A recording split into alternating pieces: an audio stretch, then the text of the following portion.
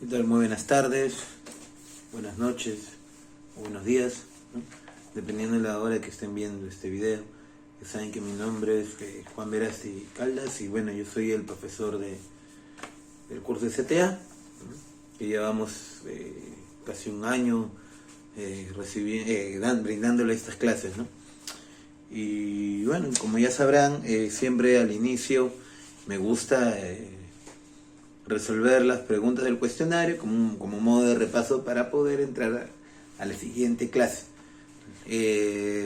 Como modo de preámbulo, ya hemos hablado de los tejidos epiteliales y la clase pasada terminamos de hablar sobre el tejido conectivo conjuntivo.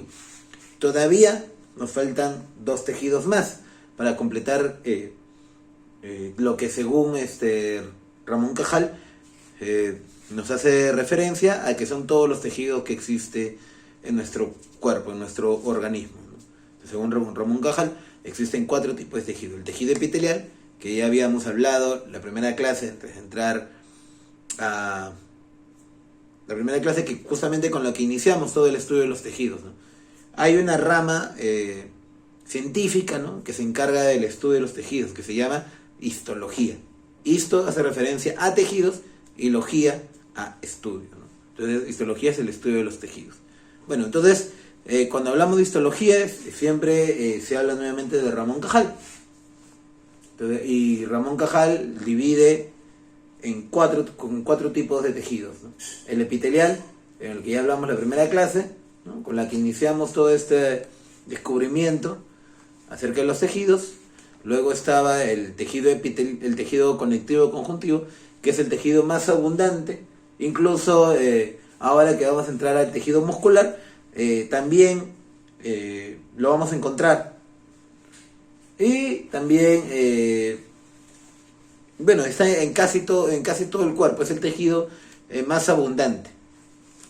Incluso, como hablábamos en la clase pasada, está de relleno, ¿no? Y el tejido, y los dos tejidos que vamos a hablar en las siguientes clases, que es el tejido muscular y el tejido nervioso, que es lo que justamente ahora vamos a hablar, ¿no?, que es el tejido muscular.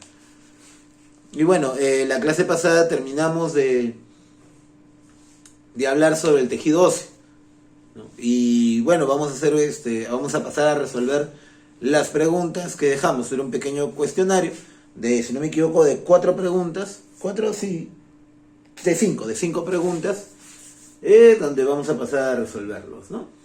Como ya sabrán, no son preguntas complicadas, son preguntas que están en la clase, o que incluso ustedes lo pueden investigar ya por cuenta propia.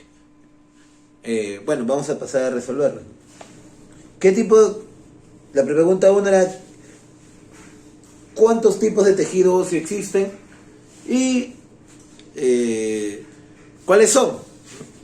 Entonces, existen 2 tipos de tejido óseo: el tejido óseo compacto y el tejido óseo esponjoso. Ahí queda clarísimo, ¿no?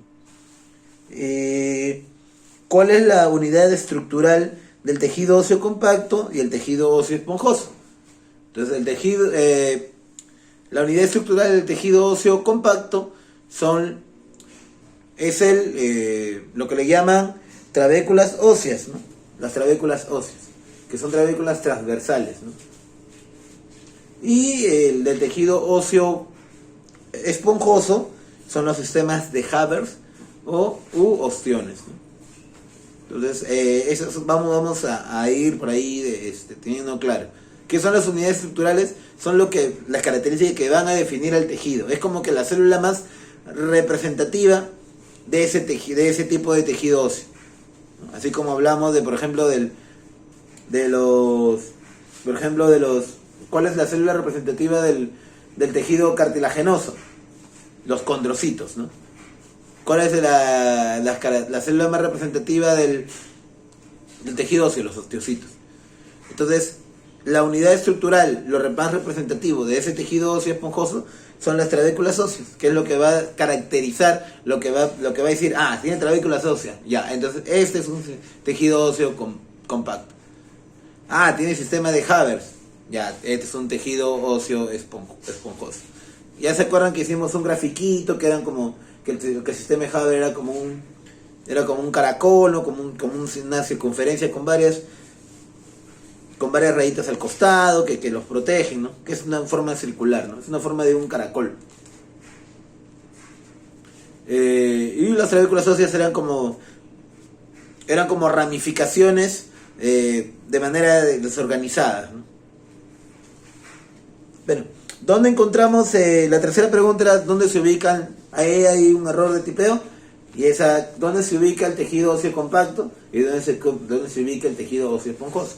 El tejido óseo compacto se ubica en la epífisis, ¿no? En la epífisis o en la zona central de los huesos medianos, huesos planos y cortos. La epífisis, ¿qué significa? La parte superior, como por ejemplo cuando estás agarrando, por ejemplo cuando comes una pierna de pollo, una vez que te comes toda la carne, ¿no? Y solamente queda el hueso, la epífisis es la parte de arriba. La parte de arribita, la parte de que pareciera como si fuera un cartílago, la parte más superior de todo el hueso. Sobre todo si agarras una pierna, ¿no? La parte más superior. Eso se llama epífisis. Entonces ahí es donde se ubica ese tipo de tejido óseo compacto. O también en la zona central de los huesos planos y cortos. Por ejemplo, la rodilla, por ejemplo, ¿no? La rodilla es un hueso plano, ¿no? O la pena el omóplato también, ¿no? Que es el hueso de la espalda. Antes de la espalda, o sea, debajo de los hombros, hay un huesito, es un hueso plano, ¿no? Entonces, ahí también se puede ubicar este tipo de tejido. En el caso del tejido esponjoso, lo encuentras en la diáfisis. ¿Qué es la diáfisis? La diáfisis es la parte del medio. La parte del medio del hueso. Vamos de nuevo a agarrar el ejemplo de la pierna de pollo. La pierna de pollo tiene la parte de la cabeza, la parte superior, vas bajando y en la parte central del hueso, ¿no? Esa es la parte del diáfisis, ¿no? Ahí es donde vas a encontrar ese tejido óseo esponjoso, o también lo vas a encontrar en la parte externa de todos los huesos, porque toda la parte externa de todos los huesos, ahí se encuentra la parte externa, la parte que está cubriendo todos los huesos. Entonces, generalmente sirve de protección y de cuidado, ¿no? Entonces, esas son las partes en las cuales se ubica el tejido óseo compacto y el tejido óseo esponjoso. La pregunta 4, ¿qué es la mineralización? Ya, la mineralización es el proceso de calcificación de los huesos. ¿Qué es lo que pasa? Que el cuerpo produce unas sales de calcio, ¿ya? Entonces estas sales de calcio ingresan a nuestro tejido y lo solidifican. Entonces, ¿qué solidifica? Lo calcifican, perdón. ¿Qué quiere decir? Que comienza a ingresar calcio a estas fibras, a las fibras de colágeno que están en nuestro cuerpo, en nuestro tejido, ingresan. Entonces, y lo vuelven duro y le dan esa consistencia que tiene en los huesos, ¿no? Porque los huesos es un almacén de calcio. Entonces, así es como funciona el proceso de mineralización. Es el ingreso de calcio a las fibras de colágeno, ¿no? Provocando que se mineralice, que se calcifique. Porque estas sales están hechas de calcio. El nombre técnico es hidroxipatita. Entonces el hidroxipatita contiene este calcio, que es ingresado a la fibra de colágeno. Y la pregunta final, ¿no? ¿Cuál es la diferencia entre perioistio y endostío? Bueno, el perioistio es la parte que cubre todo el hueso, pero de la parte externa. Está formado básicamente por tejido conectivo denso. Y el endostío está formado por tejido conectivo laxo, que es muy diferente y que se encuentra en la parte interna. Entonces, ambos están cubriendo el hueso. El hueso no solo tiene perioisteo, como de repente tenía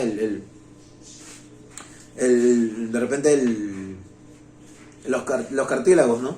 Los cartílagos que tenían el pericondrio, ¿no? Pero no tenían un endocombrio, no tenían eso, pues.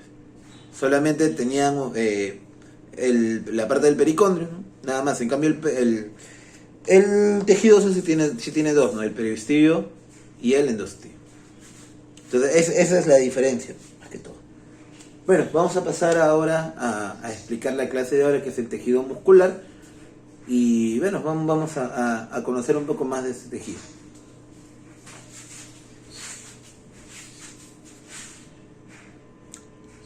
Bueno, vamos a hablar ahora del tejido muscular, ¿no? Acuérdense que Ramón Cajal divide, mejor dicho, él propone, que es una teoría que todas las personas que les interesa la anatomía, todos los médicos, toda la gente que está interesada en estos temas, utiliza esa teoría. Entonces Ramón Cajal divide nuevamente en cuatro tipos de tejido que van a definir todas las características que tiene nuestro cuerpo, ¿no? La primera que hablamos era el tejido epitelial, luego estaba el tejido conectivo conjuntivo, luego está el tejido muscular y luego está el tejido nervioso, ¿ya?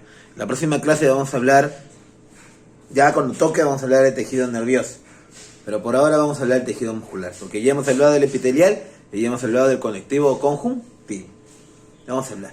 Entonces, ¿qué es el tejido muscular? Bueno, el tejido muscular es un tejido formado, como dice bien, por células especializadas. ¿Qué quiere decir especializadas? Que están hechas ahí por una sola razón. ¿Y cuál es esa razón? Especializarse en la contracción. Si ustedes mismos se dan cuenta, el tejido muscular nos ayuda a nosotros ¿a qué? A poder contraer nuestros huesos. Porque, por ejemplo, cuando nosotros nos agachamos, no solo movemos los huesos, sino también los músculos nos ayudan a poder mantener el peso. Por eso cuando, por ejemplo, cuando una persona está muy ejercitada, es decir, hace ejercicio, sus músculos también se ensanchan, sus músculos también están como están trabajados, entonces están ejercitados, entonces ayudan a que esos tejidos estén bastante preparados para poder cargar un peso, cargar masa, cargar algo muy pesado. ¿Por qué? Porque justamente al momento de nosotros hacer peso, los músculos se contraen y poder sobrellevar alguna carga que nosotros tengamos que hacer. Entonces, esa es la función principal que tiene el músculo. Otra cosa también es que constituye, como decía ahí, el 40 o el 50% del peso total del organismo. La otra parte son los huesos, ¿no? Nuevamente presenta escasa sustancia intercelular, que quiere decir que entre el espacio célula y célula es muy pequeño. Y es básicamente vascularizado. ¿Qué quiere decir vascularizado? Que sí tiene vasos sanguíneos. Que este mismo tejido se nutre. No necesita el apoyo del tejido conectivo, por ejemplo. Que era en el caso del epitelial, ¿no? O en el caso incluso del tejido óseo, ¿no? Que necesitaba mucho el tejido conectivo. No, en este caso no. En este caso ellos solos se pueden nutrir. Lo que sí tienen es una capacidad de regeneración que es pobre. ¿Qué quiere decir? Que no tiene una mitosis. No tiene una mitosis como tal, ¿no? Su mitosis es muy lenta. A diferencia de repente del hueso. El hueso, por ejemplo, sí no tiene. No regenera hueso. Te fracturas el hueso y no significa que te va a volver a crecer un hueso. Ya ahí tienen que poner algún perno, algún metal para que se pueda reestructurar. En el caso del músculo sí, o sea, sí hay una regeneración, pero es muy pobre, o sea, es muy limitada. Entonces hay que tener en cuenta eso. Entonces hasta ahí estamos quedando claro que el tejido muscular está en nuestro cuerpo para apoyar a la contracción, para ayudar a los huesos a contraerse. Porque los huesos solo están sosteniendo. Lo que le da mayor movilidad lo que le da mayor movilidad a nuestro esqueleto es justamente el tejido muscular, porque ayuda a contraer al esqueleto y poder realizar algún movimiento fijo, movimientos más complejos, ¿no? Movimiento también para poder cargar pesos. Entonces, básicamente es eso. El tejido muscular está hecho para la contracción. Ahora, tiene diferentes funciones. Como explicaba hace ratito, una de las funciones es el movimiento, ¿no? ¿Por qué el movimiento? Bueno, obviamente sirve para la locomoción. ¿Qué es locomoción? Poder realizar algún giro, realizar algún movimiento complejo de nuestro cuerpo, ¿no? Por ejemplo, las manos, ¿no? Que es lo que más utilizamos para poder levantar, bajar, mover, incluso escribir, ¿no? Escribir es una locomoción más elevada, porque implica es un movimiento más fijo y más definido.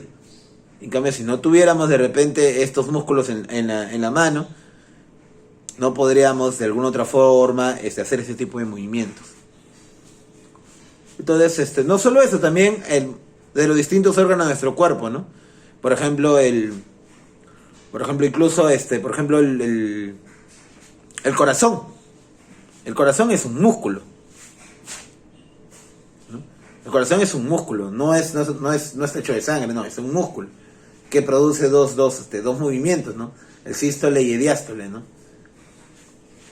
Entonces, pero es un movimiento, ¿no?, el que nosotros no definimos, ¿no? O sea, nosotros no estamos diciendo ya, hoy voy a parar el corazón, sino es un movimiento ya natural que tiene el mismo cuerpo.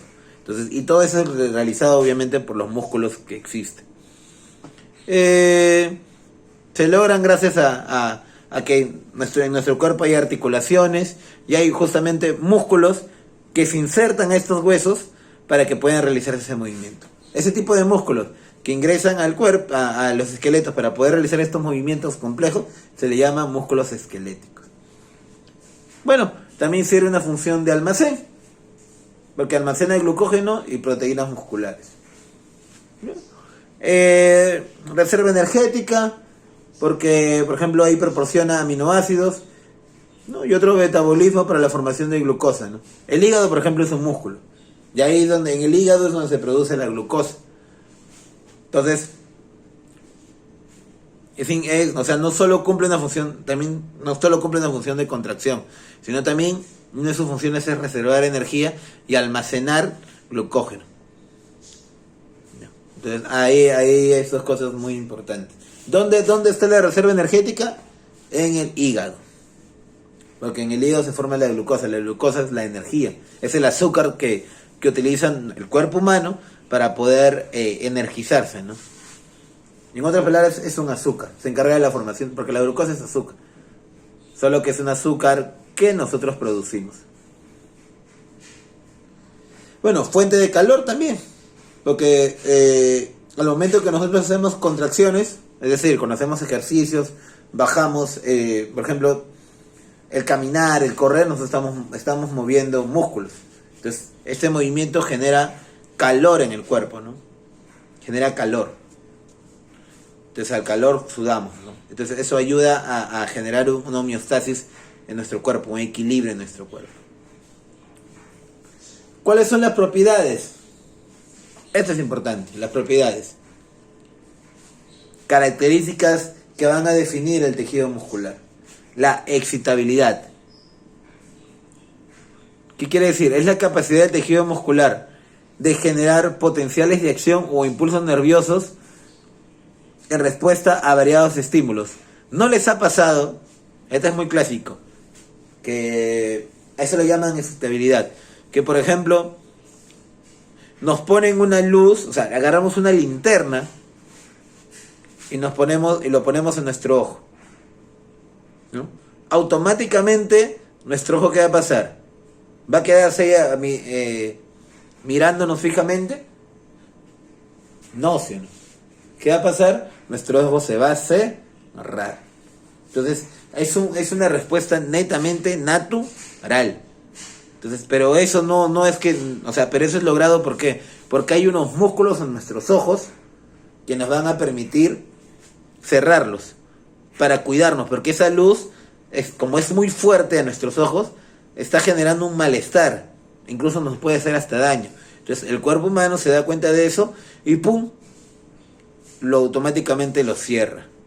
Incluso también está el caso de, por ejemplo, de los bebitos. Por una respuesta natural, tú le pones tu dedo y ellos automáticamente lo aprietan el dedo. O sea, tú le dices a un bebito, le pones tu dedo en su mano y ellos automáticamente lo aprietan. ¿Por qué? Porque es una respuesta natural. ¿Pero por qué? Porque es una respuesta refleja de excitabilidad. También están los estímulos, nuevamente, mecánicos, eléctricos. El eléctrico, por ejemplo, en el caso del corazón, ¿no? Porque el corazón funciona con los famosos... Hay un marcapaso que genera un impulso nervioso para que el corazón bombee, haga sístole y diástole, ¿no? A eso se refiere a estímulos eléctricos, ¿no? Los estímulos químicos también producidos por el hígado. Entonces, a eso se llama excitabilidad. La contractibilidad, la función principal por lo cual existe en nuestro cuerpo humano, porque existe el tejido muscular en el cuerpo humano, es por la contractibilidad. ¿Qué contractibilidad? Porque reduce su longitud y aumenta su tamaño, ¿no? Conservando su volumen en respuesta al potencial de acción. En otras palabras, cuando por ejemplo tenemos la mano, que lo voy a poner el ejemplo, vamos a poner la mano, ¿no? Cuando hacemos así, ¿no? Estamos haciendo un movimiento para atrás, estamos contrayendo el músculo, estamos reduciendo la longitud de todo el brazo, de toda esta parte de acá, de todo el brazo, mano, lo estamos reduciendo su longitud. Pero sin embargo, no significa que mi brazo va a quedarse más chiquito, o sea, ¿no? Va a regresar de nuevo a su posición, a su tamaño normal y posición igual. Entonces, esa es la contracción. Entonces, así pongamos más fuerza, así pongamos mayor energía, siempre va a generar eso. Elasticidad, ¿no?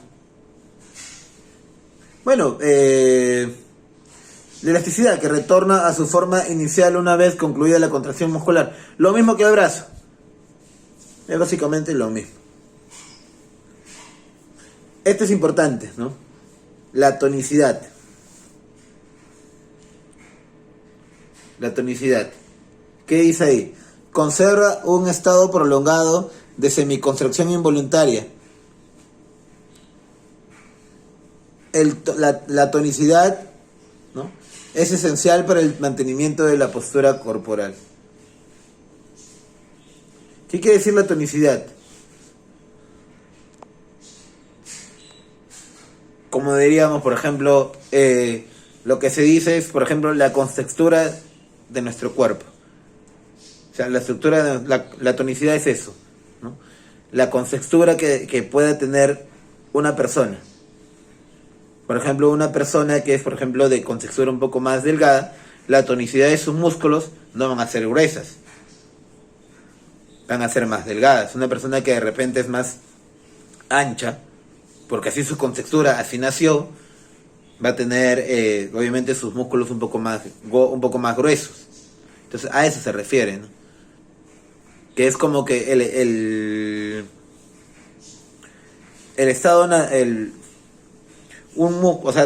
la tonicidad tiene que referirse a las características naturales con las cuales este niño o niña nace, ¿no? Este organismo nace, este cuerpo humano, este hombre nace. Entonces, ya hemos hablado de las propiedades, ¿no? De excitabilidad, contractibilidad, elasticidad, la tonicidad. Vamos a hablar... hablamos, por ejemplo, ¿por qué se dice conserva un estado prolongado de semicontracción involuntaria? Porque justamente nosotros no hacemos nada para que esta tonicidad se reduzca o se aumente. Simplemente así naciste y así se va a quedar. Obviamente que ya con todo el avance y conforme tú vayas ejercitando tu musculatura, la tonicidad va a ir cambiando, ¿no? Incluso hay pastillas que hacen que de repente tu tonicidad un poco aumente, ¿no? O cambie. Pero ya eso ya tiene otro tipo de estimulación química, ¿no? Pero como le digo, o sea, también ocurre. Pero por eso habla de pero nos habla de semi, ¿no? Que es más o menos fija, ¿no?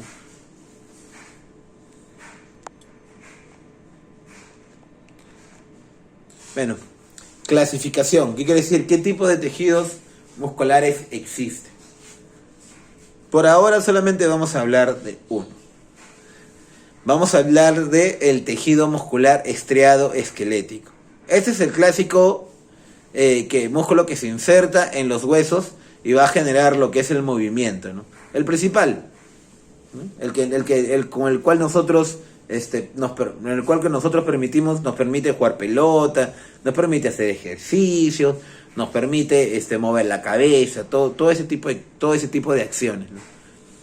Como dice ahí, ¿no? Son los músculos que hacen inserción en los huesos y su función principal, fundamental, es permitir la locomoción y mantener la postura corporal. Entonces, básicamente es lo que está explicando, ¿no? Entonces, el tejido muscular estriado esquelético tiene dos partes. En realidad tiene más. Pero vamos a explicar ahorita los dos y en la siguiente clase vamos a explicar cómo funciona el movimiento. O sea, qué cosas ocurre dentro del organismo para que yo pueda mover mi brazo. Pero primero vamos a ir por partes. Vamos a hablar de la envoltura. Este tejido muscular estriado esquelético está cubierto de algo, ¿ya? Vamos a explicar acá. Vamos a agarrar el plumón. Vamos a agarrar. Esta es la fibra muscular. Lo verde, no sé si logran ver, es la fibra muscular. ¿Ya? Es la fibra muscular. Acá tenemos un ejemplo, ¿no? Más o menos cómo es la fibra muscular. Lo que está de verde, la parte de acá, esta es la fibra muscular. Entonces de acá lo vamos a sacar, lo vamos a poner acá. Esta es la fibra muscular estriada esquelética, ¿no? Una vez, simple, sencillo, parece una línea con sus cositas acá. Eso es simple, la fibra muscular. Entonces, esa fibra muscular está unida a otras fibras. Entonces, a esa unión de fibras le van a llamar fascículos de fibras musculares estriadas esqueléticas. ¿Ya? Entonces, están formadas, esta combinación, esta unión de fibras, se le va a llamar haces. ¿Ya? Haces organizadas. Y que están envueltos por una membrana externa de tejido conectivo, llamado epimicio. Entonces, esto de acá, estas fibras musculares que están unidas a través de haces, van a estar unidas por algo acá que no sale, que se llama epimicio. ¿Dónde está? Endomicio, la parte de acá.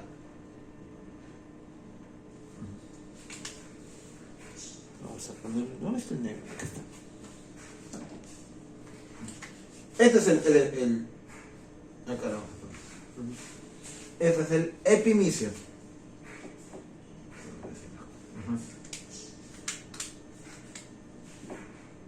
Epimicio, que no se nos puede. Entonces, dentro del epimicio, ¿qué quiere decir? Acá hemos agarrado un epimicio, solo que lo hemos levantado, ¿no? para que se grafique mejor. Entonces, esto de acá es un epimicio. Entonces hemos entrado dentro del epimicio para ver para visualizar mejor las fibras musculares. Entonces el epimicio va a ser ese tejido conectivo, ojo, hasta en el tejido muscular está el tejido conectivo como lo hemos hablado hace tiempo, que el tejido conectivo es el tejido más abundante que hay, lo encontramos hasta dentro del tejido muscular, cumple una función de protección, ¿no? Porque está dentro de la membrana, o sea, la membrana está protegiendo. Entonces, se llama epimicio. De este espacio parten tabiques muy finos que se dividen hacia el interior de un músculo, dividiéndolo en tabiques. Esos tabiques se llaman perimicio. Este es el perimicio. Estos espacios, este espacio en blanco que están entre los endomicios es el perimicio. ¿Ya? Y cada fibra muscular a su vez está rodeada por una capa muy fina de fibras articulares, formada el endomisio. Acá está el endomisio. Me va quedando claro, o sea, el perimisio va a estar ubicado entre los epimicios. Y el endomisio va a estar ubicado dentro del epimicio. Hasta ahí más o menos se va quedando claro. A ver, vamos a volver a repetir para que quede más claro. Hemos agarrado y hemos cortado, por ejemplo, los músculos que está el fémur, ¿no? El músculo del fémur, la parte que está del músculo del fémur. Perdón, el hueso del fémur, hay un músculos ahí, ¿no? Entonces hemos cortado ese músculo, ¿no? Ahí como está al costadito de la izquierda, hemos cortado ese músculo ahí, hemos cortado ese músculo para que se visualice mejor y acá está. Entonces al momento que hemos cortado nos hemos dado cuenta de que las fibras musculares estriadas esqueléticas están dentro de qué? De un endomisio. Entonces, primero vamos por partes. El epimicio va a estar cubriendo toda la parte del tejido de un tejido muscular. Es como cuando hablábamos del peristeo, del pericondrio, que es una parte que está cubriendo siempre la parte externa, y ese va a ser el epimicio. Entonces el epimicio va a estar cubriendo todo el tejido. Acá lo hemos puesto de azulito. Luego hemos abierto un endomisio. ¿Qué es el endomisio? Es esta combinación que hay de todas estas fibras musculares estriadas esqueléticas. Entonces, esta capa, estas fibras musculares estriadas esqueléticas, al juntarse, ¿no? Todas se juntan y como forman una capa. Entonces, esta capa es llamada endomisio. Entonces, ¿qué quiere decir? Miren, si se dan cuenta que hemos abierto el endomisio, hasta el epimicio se entiende. Entonces, este endomisio se va a formar, ¿por qué? Porque se va a formar una capa con toda la combinación de estas haces organizadas. Entonces, ¿qué quiere decir? Que dentro de esta cosita negra, de acá, esta cosita negra, es la combinación de todas las haces organizadas. Entonces, todas estas haces organizadas de fascículos, de fibras musculares estriáticas, van a formar una. Entonces, todas estas fibras musculares que se van a formar una capa. Entonces, toda esta capa se va a llamar endomisio. ¿Ya? Entonces, en todo el tejido muscular van a haber varios endomisios. Entonces, estos endomisios van a formar como pequeños acueductos, como pequeñas cavidades. Entonces, en medio de estas cavidades se va a encontrar el perimicio. ¿Me dejo entender? Vuelvo a repetir, a ver, para que se entienda. Hemos cortado un tejido muscular. Entonces, este tejido muscular va a estar cubierto siempre, porque siempre va a haber en todo tejido algo que va a cubrir. Y no necesariamente tiene que ser un tejido muscular. Por lo general es un tejido conectivo. Entonces, este tejido conectivo que va a cubrir a todo el tejido, este tejido que va a cubrir a todo este tejido muscular se va a llamar epimicio, que es un tejido conectivo, ¿ya? Que va a estar cubriendo toda la parte de la membrana. ¿Ok? Entonces, pero dentro de este epimicio vamos a tener que buscar dónde están las fibras musculares, dónde está la unidad representativa de los tejidos musculares estriados esqueléticos. Entonces, estas fibras van a estar ubicadas dentro de un endomisio. ¿Qué son los endomisios? Bueno, son la combinación de todas estas fibras musculares. ¿Qué quiere decir? Que toda la combinación de las fibras musculares van a formar haces. Todas estas haces van a formar un endomisio. Acá lo que hemos hecho en el dibujado es abrir uno nomás. Uno de estos. Todo este endomisio, todo este negrito, acá hay varias fibras musculares, que son haces. Entonces hemos abierto una para que se ejemplifique mejor. Entonces, dentro de todo este tejido muscular van a haber varios endomicios. Varios endomicios. Entonces, y estos espacios que se van a formar entre varios endomicios se va a llamar perimicio. ¿Ya? Entonces, en toda esa envoltura, en toda esa cubierta es lo que vamos a encontrar en un tejido muscular esteroesquelético.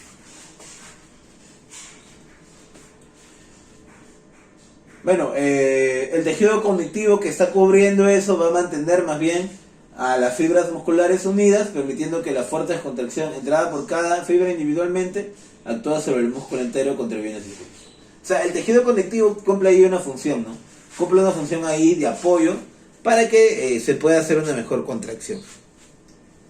¿Cómo se llama ese tejido conectivo que está cubriendo todo el tejido muscular? Se le llama tejido conectivo. ¿Y cómo se llama ese tejido conectivo? Epimicio. Entonces el epimicio es el encargado de que está cubriendo todo. Luego están los endomicios, que es donde se va a ubicar estas fibras musculares, ¿no? Que en forma de haces, ¿no? Que es con una combinación de fibras. Entonces esta combinación, esta capa que se va a formar, que estas capas de fibras de haces de fibras musculares van a formar el endomicio. Pero dentro de estos, porque no solamente va a haber un endomicio, sino va a haber varios endomicios, van a permitir que se forme el perimicio. Bueno, dentro de un tejido muscular esterético, aparte de las estructuras del tejido conectivo, también hay fibras. Así como hay fibras de colágeno, fibras reticulares, también hay fibras musculares. Entonces, ¿qué son las fibras musculares? Son células de forma cilíndrica y multinucleadas, es decir, que tiene varios núcleos. Entonces, acá como son células, entonces van a tener casi la misma parte de una célula. ¿Cuál es la parte de una célula? La membrana y el citoplasma. Solo de acá le van a cambiar el nombre. A la membrana celular se le va a llamar sarcolema y al citoplasma se le va a llamar sarcoplasma. Entonces, la membrana celular, ¿qué características tiene?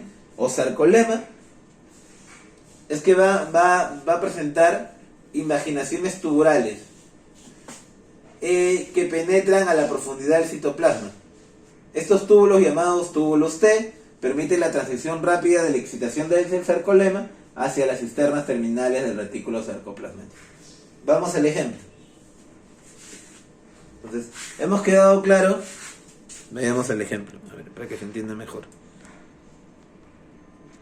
A ver. Como ya sabrán, la membrana celular se va a llamar sarcolema. Entonces, toda la sarcolema va a ser todo lo que va a cubrir la parte más externa de toda esta célula. Entonces, la sarcolema va a estar cubriendo la parte más externa. Entonces, cuando llegue el movimiento, cuando llegue esta acción para mover algún músculo, se va a comunicar esta energía va a pasar al retículo sarcoplasmático, que cumple una función que va a brindar cierta energía, porque el retículo sarcoplasmático cumple una función de almacenamiento de calcio, que va a ayudar a energizar para el movimiento. Entonces, esta energía, esta acción, se va a comunicar con el retículo sarcoplasmático a través de los túbulos T, que acá está, mira. El sarcolema es la membrana que va a estar obviamente acá, cubriendo todo, y se va a comunicar mediante estos túbulos T con el retículo sarcoplasmático que está acá. El retículo sarcoplasmático es el famoso retículo endoplasmático liso, solamente que como estamos hablando de tejido muscular, se cambia el nombre, ¿no? Y se vuelve retículo sarcoplasmático. Entonces, hasta ahí está claro, ¿no? Entonces, la membrana celular cumple una función de estar cubriendo y permitir la comunicación al retículo sarcoplasmático mediante los túbulos T. ¿Ok? Ya hablamos de la membrana celular. Hablar de membrana celular, en el tejido muscular se habla de sarcolema. Y hablar de sarcolema es hablar de los túbulos T. Que van a ayudar a introducirse al citoplasma en donde está ubicada el retículo sarcoplasmático, para mejorar la comunicación y que se transmite la energía para realizar un movimiento. Bueno, cuando ya hablamos de membrana, ahora vamos a hablar del citoplasma o sarcoplasma. Bueno, el sarcoplasma posee un aspecto estriado, donde se va a ubicar principalmente las miofibrillas, las mitocondrias, el retículo sarcoplasmático, la mioglobina y glándulos de glucógeno. Por un tema de tiempo, vamos a hablar netamente ahorita de vamos a nombrar a las miofibrillas, ¿ya? Porque las miofibrillas es justamente los que se van a encargar del movimiento. Entonces, acá hay una situación más compleja que ya en la clase siguiente nos vamos a enfocar netamente en cómo funciona esto, la unidad motora, las energías. Entonces, por ahora solo vamos a nombrarlas y vamos a saber dónde se ubican. Las miofibrillas están ubicadas entre... Las miofibrillas generalmente están ubicadas netamente por entre el citoplasma, ¿no? Cerca al retículo sarcoplasmático. Ahí van a estar ubicadas. Entonces las miofibrillas son los que se van a encargar justamente de eso, de generar la acción. Ahí es donde va a ocurrir toda la acción para generar el movimiento, ya que ahí están los miofilamentos gruesos llamados miosina y los miofilamentos lactina. Entonces estos se van a combinar y es lo que van a generar el movimiento. Por lo general son bandas transversales, eso quiere decir que son transversales y que son oscuras y claras. ¿Bien? Ahí lo vamos a dejar para que después, cuando nos enfocamos netamente en esto, se pueda entender más. ¿Bien? Ahora, luego están las mitocondrias o sarcosomas. Esos son los que están ubicadas entre las miofibrillas. Las mitocondrias, ¿cuál era su función en toda célula normal?